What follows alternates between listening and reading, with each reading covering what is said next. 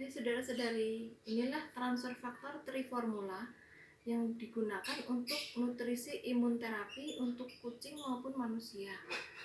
Nah, ini di dalamnya ada kapsul warnanya kuning begini. Nah, caranya untuk kucing itu diberikan dengan dicampur pada makanan basahnya.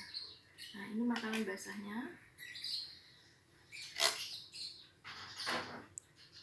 Lalu dicampurin sama kapsulnya, ini dibuka ya. Nah, kapsulnya dibuka, terus bubuknya dicampurkan pada ini makanan basahnya.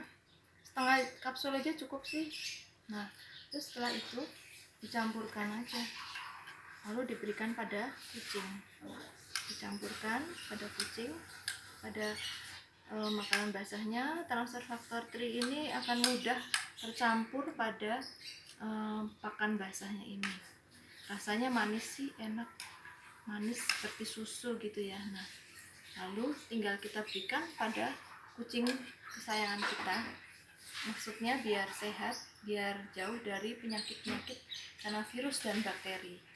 Sekian saudara-saudara, terima kasih.